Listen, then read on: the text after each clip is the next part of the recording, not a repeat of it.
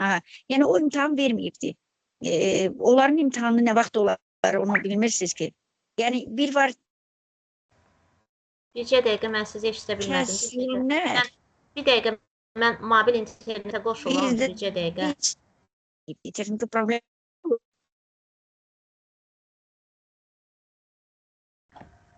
Sahibə müəllimə, mən indi mobil internetə qoşuldum. Bilmədim internet sizdəmi zəifdir, məndəmi zəifdir.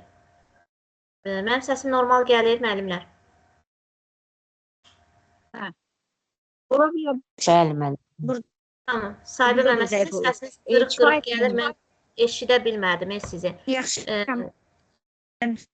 yaxşı eşitmirsiniz. Şifalə Əsədova buradadır müəllimə. Mən heç imtahan edibiyim. Müəllimlər, siz də mənim kimi belə qırıq-qırıq eşidirsiniz sahibə müəllimənin səsini, yoxsa mənə belə gəlir? Axşamlar. Sahibə müəllimənin səsi axşamınız xeyir, qırıq-qırıq gəlir. Amma orada deyir ki, müəlliməsi var, burada iştirak edib.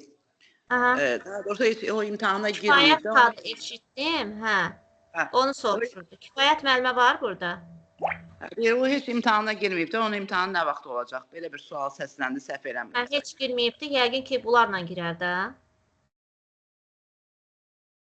Yəqin ki, elə bunlarla girər. Sadəcə bura qoşulmalıdır ki, biraz da bilikləri yenilənsin ki, yəni verə bilsin rahat imtahanlarını.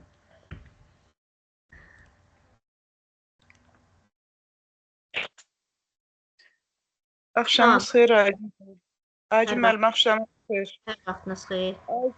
Biz ayın 4-də imtahan vermişik. Yəni ehtiyac var bizim indi görüşdə iştirak eləməyimizə. Biraz da nasazam üstünüzə sağlıq. Allah kömək olsun, Allah şəfa versin inşallah. Nuriyə müəllimə, sizdə sertifikat almısınız yoxsa yox? Yox. Kəsilənlərdənsinizsə burada qalmanız məsləhətdir. Yaxşı, sadəcə dinləyin, bəzi məlumatlar, informasiyanı götürün, biraz da mayedən filandan çox için. İnşallah ki, yaxşı olarsınız. Çalışaq ki, üzümüzə gələn həftənin sonunda imtahanınız var təkrar, ikinci şans imtahanınız var. Gəlin o sertifikatı əldə edək də, beynəlxalqdır. Çünki sonra sizdən tələb olunanda, o zaman artıq devlət sizin indi vaxtı sonra məcburən özünüz olmalı olurum. Mənim yaşım artıq 61 yaşım olacaq. Bilmirəm bundan sonra... 61? 60 olub, bəli. 61-in içindəyəm, fevralda. Lap yaxşı. Allah uzun ömür, can sağlığı versin. Siz hələ təhsilə 4 gərəksiniz, ay Nuriyə müəllimə. İnşallah, hə, qismət olsa. Qismətdir, narahat olmayın. Özünüzü qoruyursunuz, qismətdir. Sertifikatı da gözləyirik sizdən. Yəni, davam edək yoldaşlar. Təşəkkür edirəm, sağ olun. Buyurun. Düşünürəm, biz axıra qədər dinləyəcəksiniz inşallah. Mənlə ekran paylaşımı rahat görünür. Ekran paylaşımı görünür. Tamam. Bəli. Kimisə daxil olma və s. ilə bağlı çətinliyi olsa, onunla da bağlı ayrıca bir video göndərərəm sizə. Amma düşünürəm, bununla bağlı çətinliyimiz olmayacaq. Yenə də olsa çəkinmədən. Yəni, hansı istiqamətdə çətinliyiniz olsa mütləq deyin. Gəlin müəllimənin, bir dənə diaqnostik. Aygün müəllimə, axşamınız xeyir. Hər vaxtınız xeyir. Aygün müəllimə, deyəsən qoşula bilməyənlər var. Yəni, mümkündürsə orada icazə verərdiniz. Aygün müəllimə, mənə də qrupda yazırlar ki, qoşulmaq istəyənlər var. Qoşula bilmirlər. Yəni, burada qoşulanların hansını qəbul edirəm. Gəlin, mən sizlərə admin edeyim. Hansınız burada mesaj gəlsə, sizlər də qəbul edin.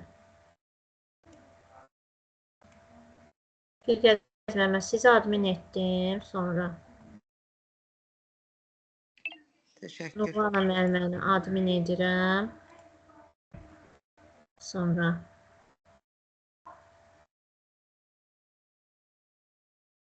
Başqa kim qaldı? Səbinə müəllimə, sizi admin edirəm.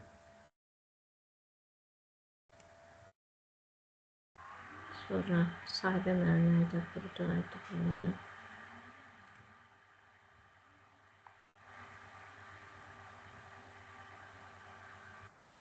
Sevinç müəllimə də. Siz görə bilirsiniz, qəbul edə bilirsiniz admin etdiyim müəllimlər. Bəli, indi edə bilirik.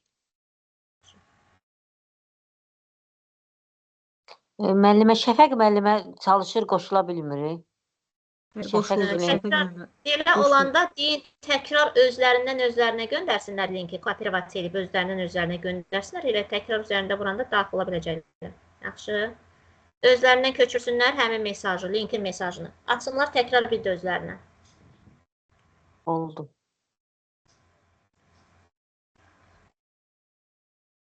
Tamam, gəlin başlayaq. Deməli, səhifəyə daxil olduqdan sonra bu hissələri bilirsiniz və suallarımıza təkrar baxaq. Yəni, müzakirəyə qatıla bilərsiniz. Deyir, komanda işini dəstəkləmək üçün hansı texnologiyalar vacibdir? Burada deyir, MATLAB prosesoru tətbiqləri, verilənlərin təhlili üçün tətbiqlər, şəkil redakt etmə alətləri, əməkdaşlıq alətləri. Sizcə cavab hansıdır? Baxın, gəlin biz bunları da təhlil edək ki, niyə biz məhz əməkdaşlıq alətini götürdük? Yəni, bizdən soruşulan suala baxaq. Komanda işini dəstəkləmək üçün hansı texnologiyalar vacibdir? Komanda işini. Komanda işi harada ola bilər? MATLAB prosesoru nədir? MATLAB prosesoru tətbiqləri, misal üçün Word olsun deyək ki, və yaxud da PowerPoint-də də mətn yazmaq olur. Yəni, mətn yazılan hər hansısa bir tətbiqi götürsək, burada əməkdaşlığı dəstəkləmək üçün böyük bir texnologiya deyil. Və yaxud verilənlərin təhlili üçün tətbiqlər. Deyək ki, Access proqramları kimi, sonra Excel proqramları kimi hər hansısa bir bizə rəqəmlər verilib, nəticələr verilibdir və bunu xüsusi proqramlar vasitəsilə biz analiz etməliyik. Analitika belə deyək də proqramları kimi tətbiqlər.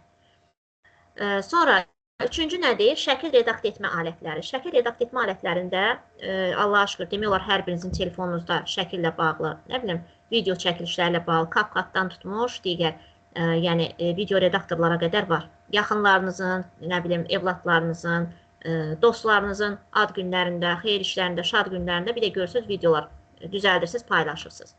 Şəkil redaktor, video redaktor proqramları da tətbiqlərdə olardı.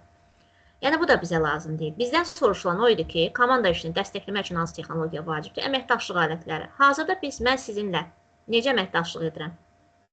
Nəyin üzərindən? Teams platforması üzərindən. Teams üzərindən. Pandemiya dövründə Google Meet-lə, sonra pandemiya dövründə Zoom-la təlimlər, dərslər keçmişsiniz, düzdür? Bax, bu kimi alətlər əməkdaşlıq alətləridir. Aydındırmı? Zoom-dur, Google Meet-dir, Teams-dir, bu şəkildə video görüntülərdir, web görüşlərin, webinarların yaradılması üçün. Yəni, bu əməkdaşlıq alətləri daha uyğundur. Yuxarıdakılar isə yəni, sadə bir tətbiqlərdir. Ona görə biz sonuncunu götürürük. Gələk növbətiyə. Deyir, əməkdaşlıq alətlərinin əsas məqsədlərindən biri. Offline məlumatları qorumaq üçün. Offline nədir? Kim deyər?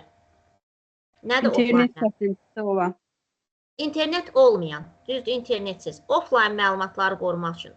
Yəni, əməkdaşlıq aləti əsas məqsədi ola bilməz. Offline məlumatı qorumaq.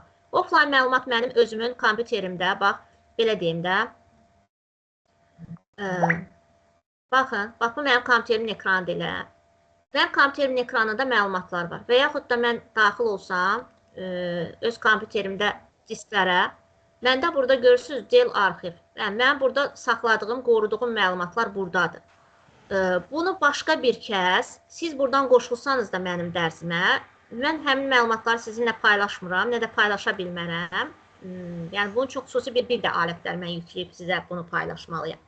Ona görə də offline məlumatları qorumaq filan məsələsi üçündür, yəni əməkdaşlıq alətinin məqsədi ola bilməz. Ona görə birincini seçmirik. Təqvim və tapşırıq idarəetməni dəstəkləmək üçün, məzmunu onlayn nəşr etmək üçün, verilənləri strukturlaşdırılmış şəkildə saxlamaq üçün. Buradadan hansıdır sizcə cavab? Birini mən təhlil etdim.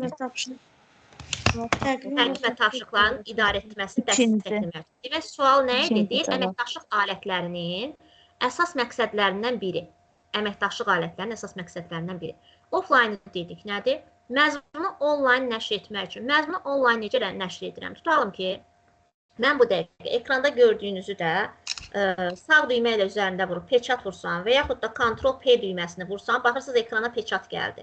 Saxlanıc как PDF, indi məndə printer qoşulu olmadığına görə PDF kimi deyil. Amma burada printer olanda açırsan buradan printerə keçirsən və bunu çap edirsən.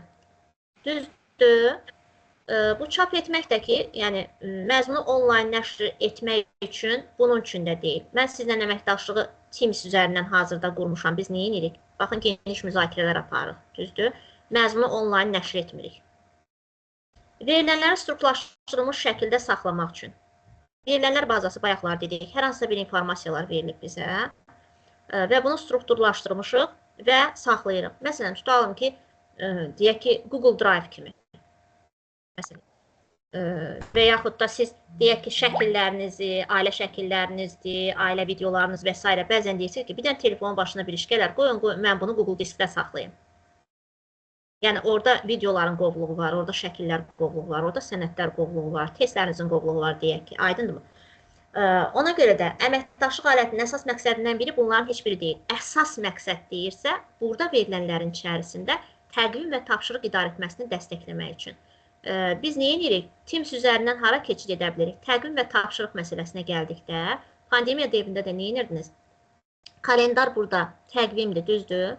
Biz burada təqvimə keçirdik, dərslərimizi buradan idarə edirdik. Yəni, təqvim qururduq, dərs cədvəllərimizi qururduq kalendarımızda, təqvimimizdə, düzdür?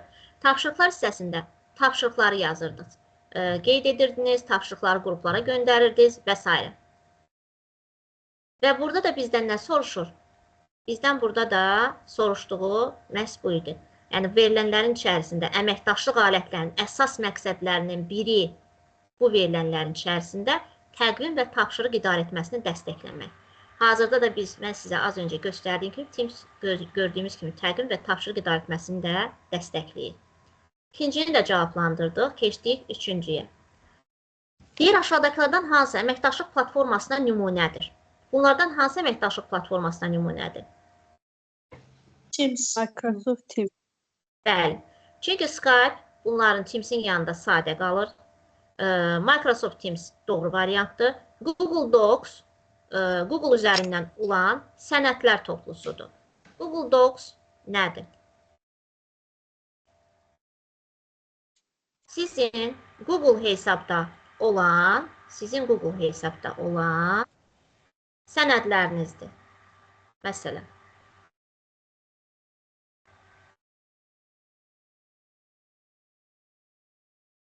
Baxın. Bax, bu Google Docs'dur. Google dokumentlər, yəni. Google'un dokumentləridir bu. Bu, bayaq verilən sualın cavabı deyil. Yəni, əməkdaşlıq platforması deyil. O, belə deyək, sənədlərdir. Onlaynda idarə oluna bilir, sənədlərdir onlar. Aydındır mı?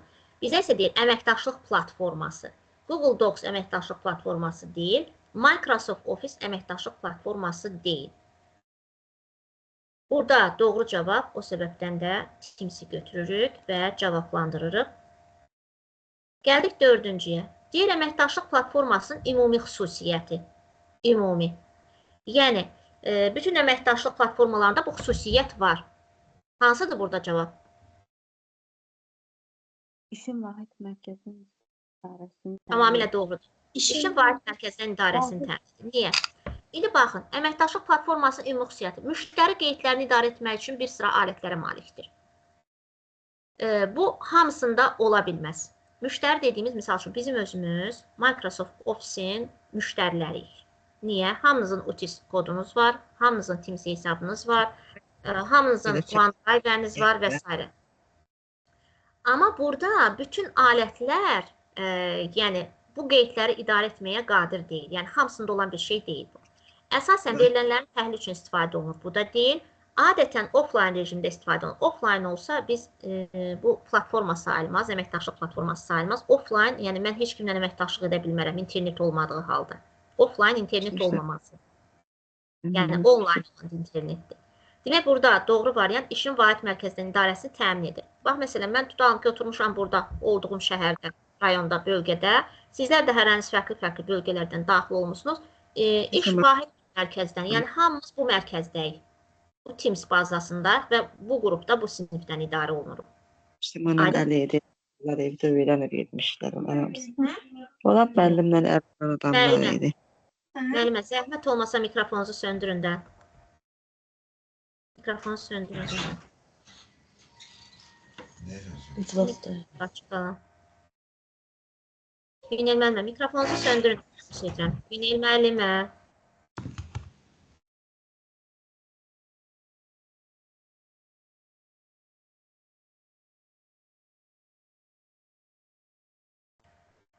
Demək, İşin vahid mərkəzdən idarəsini təmin edir. Dedikdə məhz bu nəzərdə tutulur. Yəni, hazırda olduğumuz əməkdaşlıq platformasını özünüz gözünüzün qabağındadır. Görürsünüz ki, baxın, vahid mərkəzdən idarə olunur bu platforma. Eləcə də Zoom. Zoomla qoşulurdunuz dərslərə elə. Necə edirdiniz? Uşağın biri kənddə nənəsi gildə olurdu pandemiya devrində. O birisi Bakıda xalası gildə qalırdı. Bu birisi Gəncədə, o birisi Şəkidə. Da pandemiya devrində ürəkləri sıxılırdı, darıxırdı, rayonlara, bölgələrə getmişdi. Hərə bir tərəfə bir sinifin 25-30 uşağı hərəsi fərqli bölgələrə səpələnmişdi yadınızdadırsa. Amma siz nə edirdiniz? Online platforma üzərindən, əməkdaşlıq platforması üzərindən işi vahid mərkəzdən idarə edirdiniz. Düzdürmü? Demək, əməkdaşlıq platformalarının ümumi xüsusiyyəti nədir? Zoom da olsa, Google Docs, Google Meet də olsa, Teams də olsa, iş vahid mərkəzdən idarə olunur. Sonra aşağıdakılardan biri əməkdaşlıq aləti platformasına adətən verilən tipik icazədir. Burada hansıdır cavab? Mesaj göndərmək. Baxın, birincisi Mesaj nədir? İstifadəçinin adını dəyişmə icazəsi. İstifadəçinin adını dəyişmə icazəsi hər platformada mümkün deyil. Şəbəkə qovluğuna giriş icazəsi, yəni bu da tipik icazə məsələsinə aid deyil. Yəni tipik nə deməkdir? Adətən, yəni ona xas olan. Tətbiqi yeniləmək üçün icazə bu da deyil. Mesaj göndərmək üçün hamısında var. Zoom-a girsək, Zoom-un mesaj hissəsi vardı, yadınızdadırsa. İstifadə edənlər bilir, düzdür. Şagirdlərlə dərs gedə-gedə orada yazışmalar və yaxud da faylların bölüşməsi və s.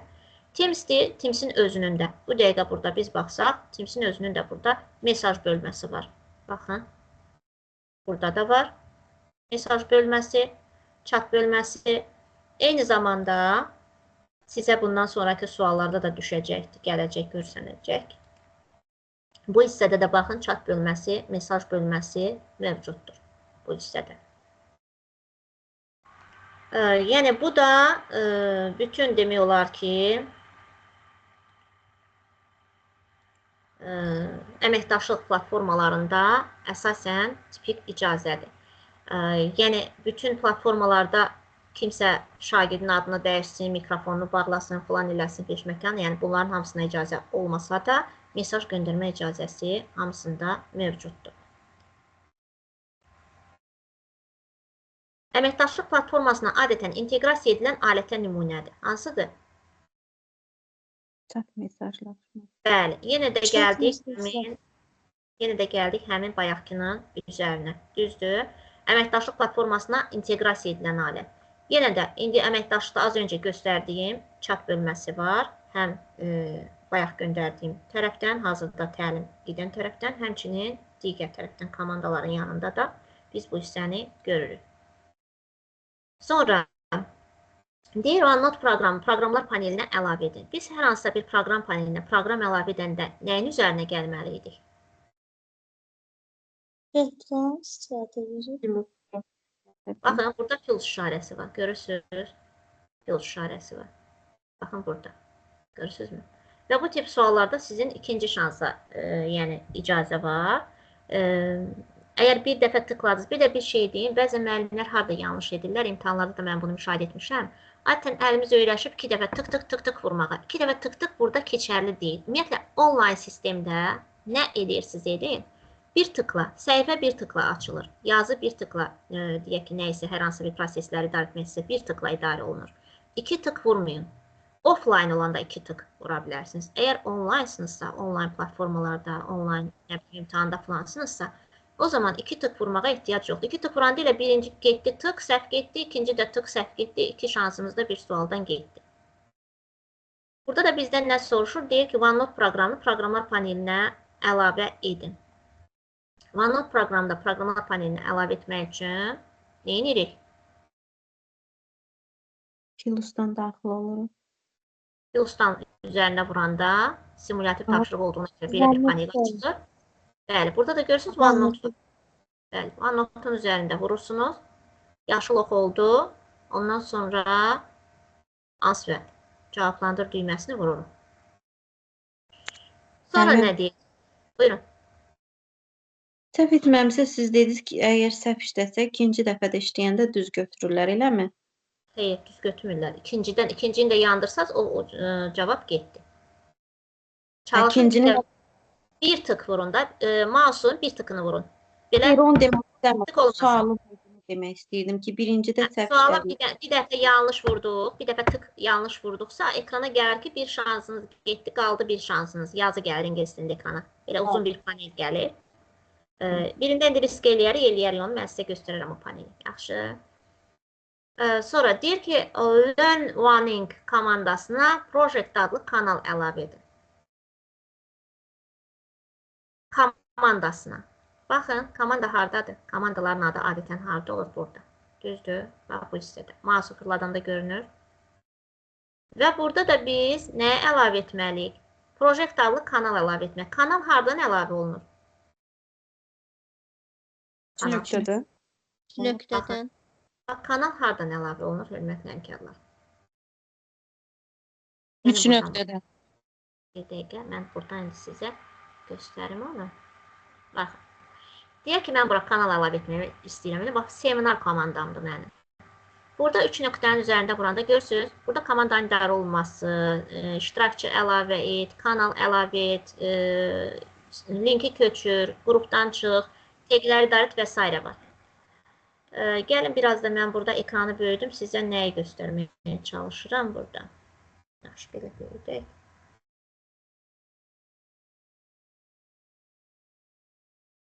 Sonra kiçildir. Baxın, burada əsas simgələri də yadda saxlamanızda fayda var. Görürsünüz bunları.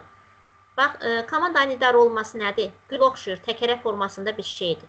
Siz bu alətləri, əslində siz bu simgələri tanıyırsınız. Telefonunuzda bunların əksəriyyəti var.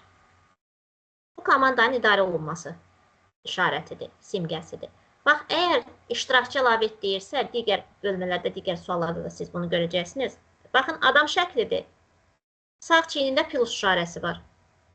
Heç mən bu şəklə baxanda, heç buranı oxumasam da bilirəm ki, nədir? Adam, bir də üstə gəl. Yəni, adam əlavə et bura, iştirakçı əlavə et deməkdir. Kanal əlavə et dediyində, artıq adam şəkli deyil. Görürsünüz, dördkünc bir dənə dəftər kimi bir işarədir, pəncərədir. Yenə də onun aşağı küncündə plus işarəsi var. Yəni, kanal əlavə et. Linki köçür dedikdə, linklər həmişə zəncir işarəsi olur. Yəni, linkin demək, işarəsi, simgəsi zəncirdir. Bu artıq zibil qutusunu biz tanıyırıq. Bunu görən kimi biz bilirik ki, bu nəyisə silmək deməkdir. Düzdürmü? Yəni, bu simgələrə də diqqət edirik.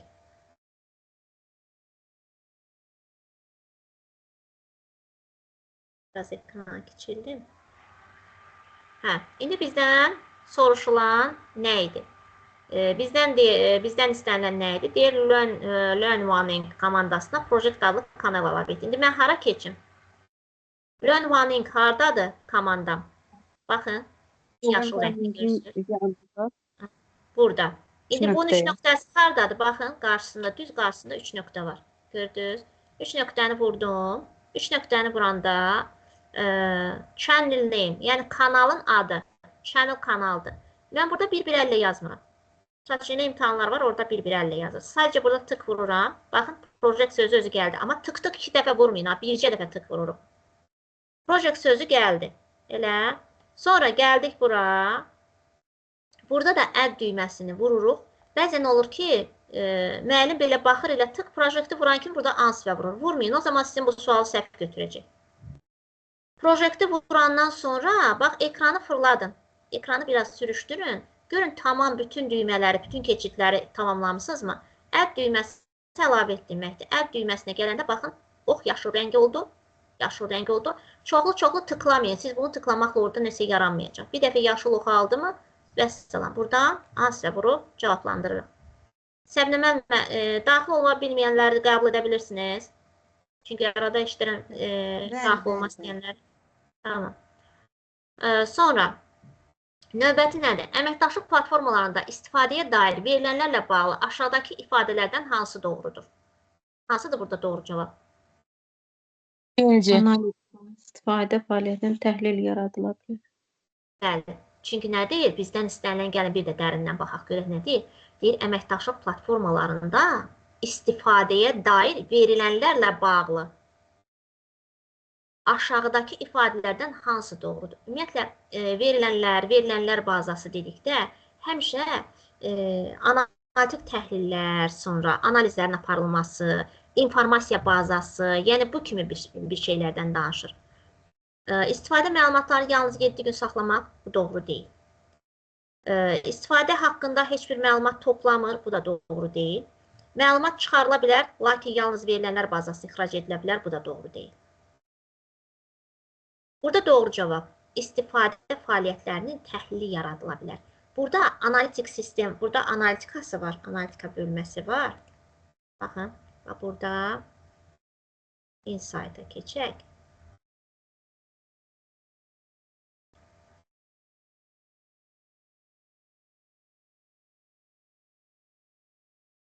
Gəlin baxaq. Baxın, Achoto seminar. Yəni, bu qrupun analizlərini bizə göstərir. Düzdür, çoxdan da burada mən təlim falan keçmirəm.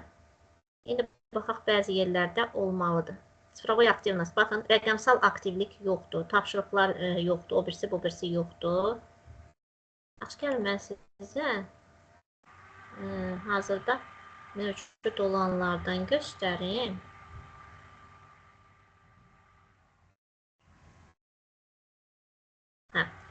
Burada artıq aktivlikləri biz görə biləcəyik. Yəni, burada analizləri, dataları biz görə biləcəyik. Baxın, burada yazılıb. Deyisiyə, baxın, fəaliyyətlər. 19 nəfər deyir, neaktiv nəfər. Keçən həftə 19 nəfər qeyri-aktiv olub. Çünki bu 19 nəfər artıq qrupu bitiribdir təlimlərini. 44 nəfər oktyabr ayında daha aktiv olub. 46 nəfər, Xatya bunun adını zanятие в октябре. Сейчас отсутствовали. 46 nəfər ən azından bir demək tapşırıqda, bir məşğələdə iştirak etməyib oktyabrda. Sonra onların göndərdiyi, müdavimlərin göndərdiyi, deyək ki, bunlar smayliklərdir. 4 nəfər belə günəş gülmə işarəsi göndərib, üzərinə gələndə görürsünüz, yazılır kimlər göndərib. Aynurə Quluzadə, Kəmalə Süleymanova, Səidə Tağıyeva, İlahi Axundova. 3 nəfər ay şəkli, gülən ay şəkli göndərib. Nubar, Afət, Aydan. Və burada göstərir. Yəni, ən populyar faillər hansıdır? Baxın, populyar ne faili? Yəni, daha çox oxunanlar. Təhsildə İKT, təbiət, bax, bu vəsait 1391 dəfə açılıb və oxunub bu qruplar arasında. Coğrafiya vəsaiti 282 dəfə oxunub. Digəri 245 dəqiqə. Burada da tendensiya kommunikasiya, yəni kommunikasiyanın, əlaqələrin aşağı-yuxarı şkallarla görürsünüz hərəkətlərini. Baxın, burada da nöqtələrin üzərində dayansam, hətta burada kimlər edibdir, bunları belə təhlilini çıxara bilərəm ki, yəni burada üstünlüyü təşkil edən mənim hansı şagirdim, hansı tələbəmdir ki, bunlar mənimlə kommunikasiya keçiblər. Kommunikasiya, baxın, gəlib burada pik nöqtədədir. Nə zaman? 9 oktyabrda. Baxın, 10 kommunikasiya olubdur. Orada 6 publikasiya olub, 6 paylaşım olubdur. 4 dənə cavab gəlibdir, amma reaksiyalar, yəni smiley falan sıfırdır. Gördünüz? Bax, bu nədir? Baxın, burada hər birisi, hətta mən bunları dənə-dənə belə təhlil edə bilərəm. Bax, hər bir şagirdin, hər bir tələbənin, hər bir müəllimin üzərinə daxil olmaqla bunların hər birisinin prosesini, fəaliyyətini tək-təkdə. Bu, ümumi əgər komandanın fəaliyyətidirsə, deyək ki, misal üçün, Ceyran Ağayeva, eləmi? Artıq onun fəaliyyəti burada görsənir. Baxın, burada da görsənir. Hansı günlər fəaliyyəti daha yüksəyə çatıbsa, yaşıl və qalışqa var. Hansı günlər zəif olubsa, qırmızı X-lər var. Görürsünüz? Bax, burada da bizdən həmin o hissəni soruşur. Deyir, əməkdaşlıq platformasından istifadəyə dair verilənlərlə bağlı aşağıdakı ifadələrdən hansı doğrudur?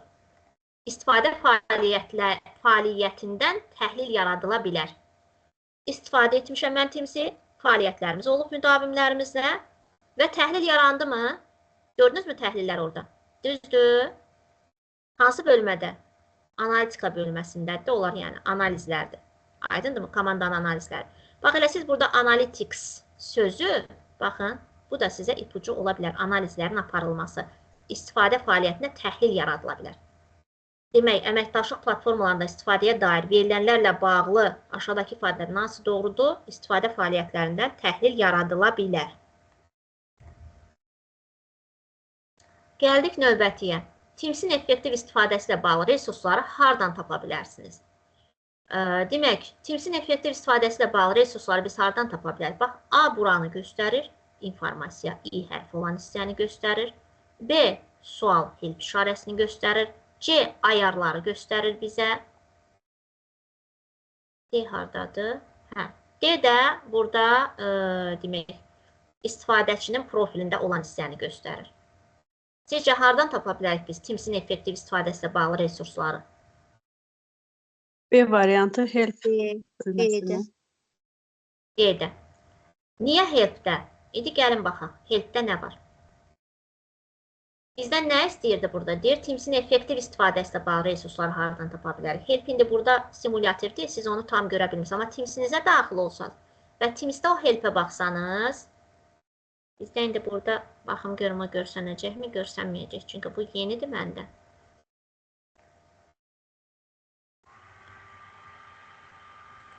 O burada olmalıdır bizdə. Baxın, bax bizdə də buradadır.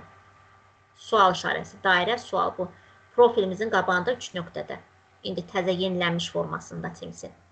Burada da baxın, oxla gedən nə var? Получить справку, məlumat almaq, öyrədici video roliklər, yeni новые возможности, yeni возможностlar necə deyirik bizim? İmkanlar. Yeni imkanlar. Sonra обратиться в службу поддержки, kömək üçün müraciət etmək. Sprosit subşestva, yəni icmadan soruşmaq, cəmiyyətin üzvlərindən soruşmaq, yəni bura qoşulan insanlardan nəysə soruşmaq üçün sual yönəldə bilərik. Bizə də nə deyirdi orada sualda? Baxın, новые возможности də var burada, yeni imkanlar da var və öyrədici videolar da var. Bax, 2 dənə buradakılar artıq nəyi göstərir? Həmin sualın cavabını göstərir. Hansı ki, orada bizə nə deyirdi? Deyirdi ki, Teams-in effektiv istifadəsi ilə bağlı resursları. Orada da nə vardı? Öyrədici videolar. Nəyin altındaydı? Dairə və sual işarəsinin. Help. Bax, bu da hansındadır? B-də. Biz də B-ni seçirik və cavab. Çok üzr istəyirəm. Mən bayaq orada hardan gəldiniz, göstərdiniz deyə görmədim. Sizdə. Baxın, hardadır bu? Helpdəndir də, o helpdə olmur. Bir dəqiqə, mən sualı silim təkrar. Baxın, görürsünüz, B-də help var, aşağıda. Biz onu bilirik, amma siz harasa başqa yer göstərdiniz deyəsə. Yox, mən Teams-də deyirəm ki, yəni bu var, mən Teams-in içində bu sualda nə var, onu göstərirəm mən sizə. Aydındır. Sual, yəni biz niyə bu sual işarəsini seçirik? Dairə içərisində sual. Bizdən soruşulan nə idi? Teams-in effektiv istifadəsi ilə bağlı resursları hardan tapa bilərsiniz? Teams-in effektiv, Teams-dən mən necə istifadə edə bilərəm? Daha effektiv. Dairə və sual işarəsinin altındadır. Bunun altında vuranda, dairəni vuranda, dairənin altında, indi burada çıxmayacaq. Təbii ki, bu simulyasiyadır, şəkildir.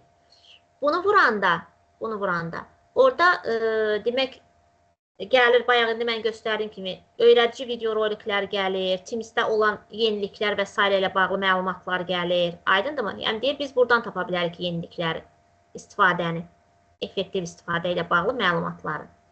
Dairə və sual işarəsi, help. Aygün müəllimə Gülnar müəllimə ötürdü.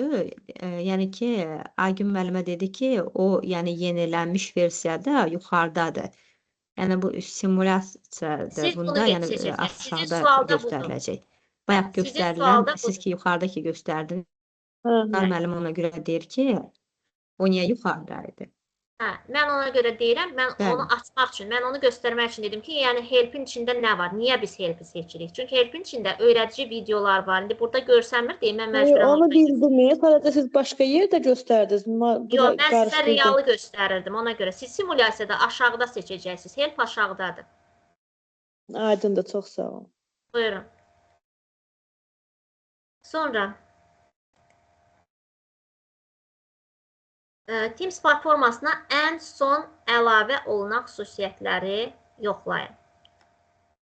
Yenə də Teams platformasına ən son əlavə olunan xüsusiyyətlər hardadır? Helpdə, Coach New. Bəli. Çünki bayaqları mən sizə ona görə göstərdim oradan. Orada nə deyirdi bizə? Orada ən son demişdik, yardımcılardı, yardımcı bölməndə. Baxın, nə deyirdi burada? Обучающий videorolik vardı, bir də новые возможности. Ən son yeni əlavə olunanlar, yeni imkanlar, yeni əlavə olunanlar da hardadır? Aşağıda helpdə yenə. Yenə də bu sualın cavabı da helpdədir. Helpin üzərində vururuq və burada balaca bir açılan pəncərədə, pəncərə açılan kimi qeyd cavablandırmayın, sual yarımçıq qalır. Açılan pəncərədə də what's new? Nə deyir? Hansı yeniliklər var? New yenilikdir. What sual verir sanki. Hansı yeniliklər var? Help'i vuranda açılan kiçik pəncərədə də bir dəfə də what's new-nun üzərində vururuq. Yaşıl oxu gördükdə answer sualını, yəni cavablandırı düyməsini sıxa bilərsiniz. Sonra təqvimin günlük görünüşünə keçin. Təqvimin günlük görünüşünə hardan keçirik? Baxın, burada month sözü var, düzdür? Hazırda hansı görünüşdədir? Aylıq, baxın. Ayın, baxın, 1-dən, 1-i, 2-si, 3-ü, 4-ü, 5-i, 6-sı, 7-i, 8-i, 9-u, baxın. Elədir. Düz 30-una qədər. Noyabrın. Aylıq görünüşdür. Aylıq görünüşü dəyişmək üçün, burada da yazıb aylıq görünüş. Burada vurmalıyıq ki, biz hansı rejimə keçək? Deyir ki, günlük görünüşə keçin. Aylığın oxunulanda, burada D gəlir, günlük. D-in üzərində vururuq. Yaşıl ox olduqdan sonra artıq gözləməyin, burada günlüyə çevriləcək. Yaşıl ox oldu, D-in üstə vurduq, ansvəni vurursunuz. Bu sizin Teams-də, realda da, yəni təqviminizdə bu mövcuddur, yəni mümkündür. Mən onu da çalışacağım qoyum əlimin altına sizlərə göstərmək üçün.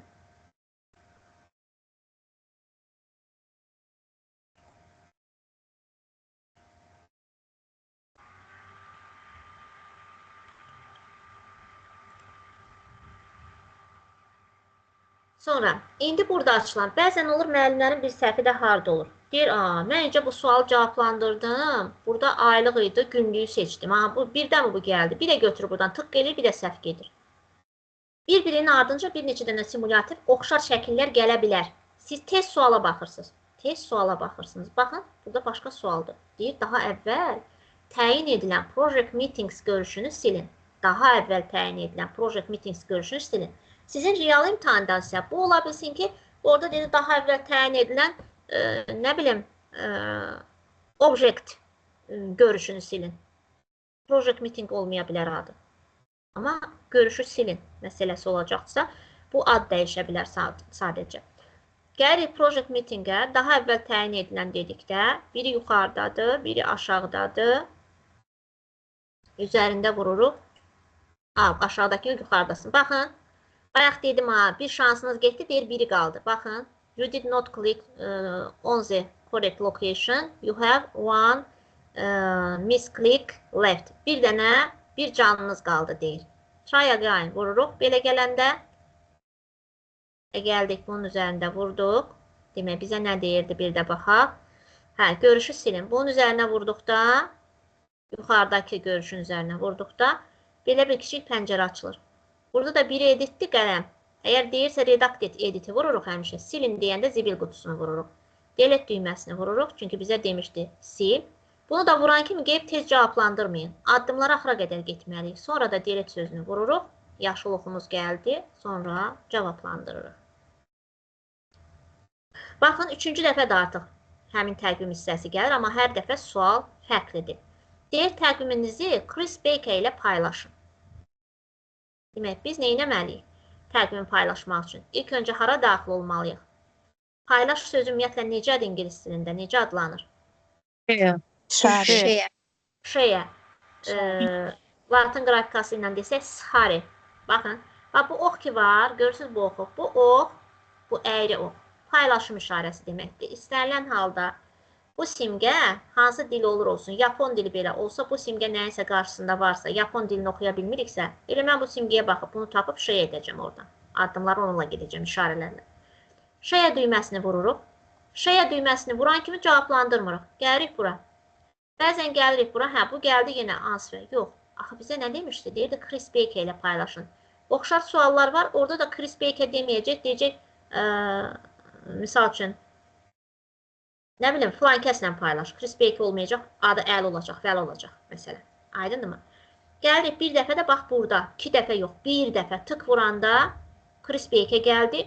Belə də təsdiqləsəz yenə yanlışdır, bu sualı doğru götürməyəcək. Mütləq Chris'in üzərində burada vurursunuz, Chris'in adı çıxandan sonra. Chris'in adı düşdü bura artıq. Gördünüz? Düşdü bura. Adı bura düşən kimi yenə də cavablandırmayın. Neyinirik? Bu dəfə də şeyəni vururuq, şeyə düyməsini. Gördünüz? Vurduq. Yaşıl oxumuz gəldi. Və answer. Qoy görə buradan nə soruşur? Təqviminizi Chris Baker ilə həm bizdən paylaşmaq deyildi. İndi cavablandırıb vura bilərik. Sonra dil kalendar bot tətbiqini istifadə edərək Learn One-in komandasına qrup təqvimini əlavə edin.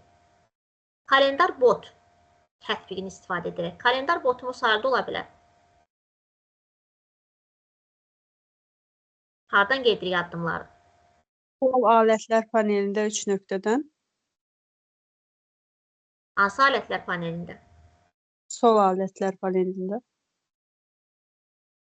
Demək, kalendar botu deyil, komandası qrup təqvimini əlavə edin.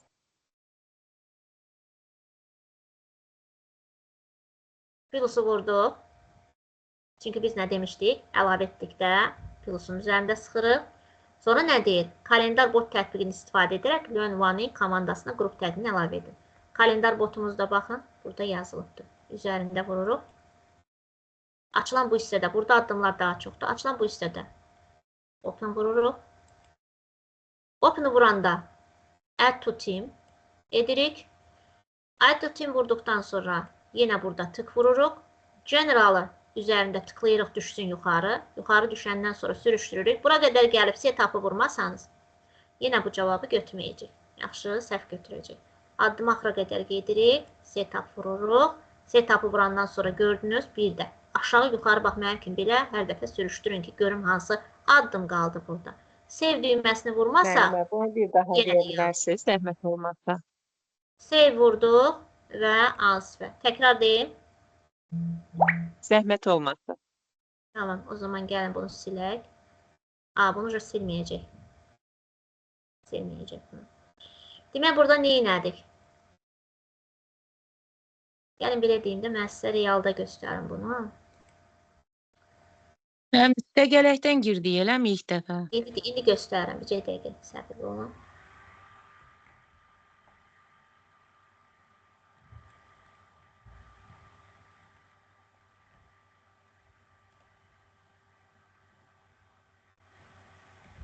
Bir dəqiqə ekranı böyüdüm. Görürsünüz ekranı? Görə bilirsiniz? Bəli. Bəli, gördük.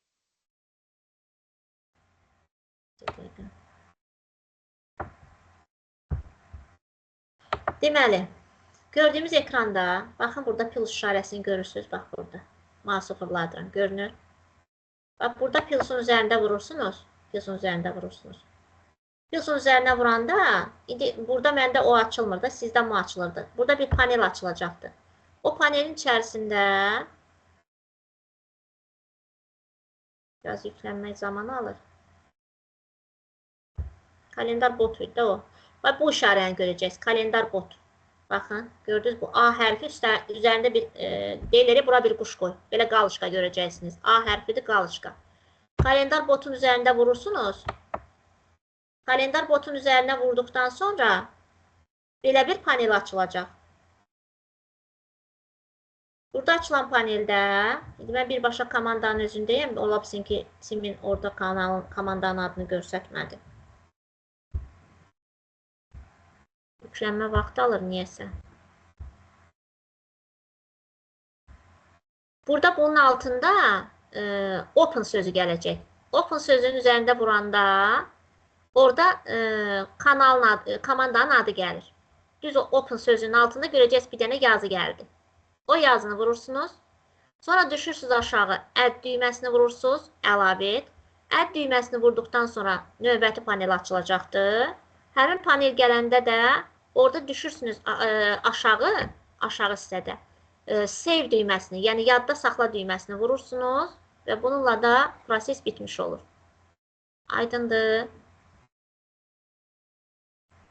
Başqa kimdəsə ehtiyat diaqnostik plan olsa, onunla baxarıq.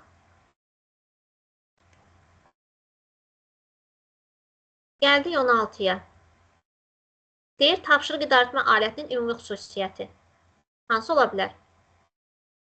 Ümumi, yəni bütün tapşırıq idarəetmələrində bu var. Tapşırığın planlaşdırılması. Bəli, tamamilə doğrudur. Cədvəllərdir, giriş mənbələrdir, tapşırığın dəyəridir. Bunlar ümumiyyətlə tapşırığın dəyəri. Heç giriş mənbələri və cədvəllər hamısında olmaya bilər. Hamısının ümumi bizdən nəyi soruşurdu? Ümumi xüsusiyyəti. Tapşırıqların planlaşdırılması. Yəni biz nə üçün tapşırıq cədvəlinə, misal üçün to-do keçmişdiniz siz, düzdürmü? Nə üçün buradan daxil olmaq? Nə üçün orada? Çünki burada tapşırıqların planlaşdırılması demək bizim siniflərlə əlaqələndirilməsi rahat və asandır. Yəni Teams komandalarınızla əlaqələndirilməsi rahat və asandır. İstəyirsiniz müəllimlər, burada dayanaq, saat 10-dur. Sabahlar qaldığımız yerdən 16-cı sualda cavabını verdik, 17-dən davam edərik, sizə də uyğundursa. Uyğundur hər kəsə. Yatın, dincəlin bugün də. Bəli, müəllimə də yaxşı olar. Çünki sabahlar işlərsiniz, bir saatdan artıq qalmayaq. Xahiş edirəm, sabahları vaxtında qoşulaq ki, bugünlər bir 10 dəqiqəmiz, yəni belə deyək də getdi. 20-ci suala qədər gələ bilər. Müəllimə, eyni link olacaq. Yəqin ki, bəli, eyni link olacaq. Oldu. Çox sağ olun. Suallar yarandısa, özünüzdə qeydiyyat götürərsiniz, sabahları verərsiniz suallarınızı. Oldu müəllimlər.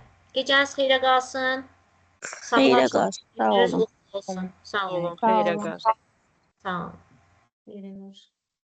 Sağ olun.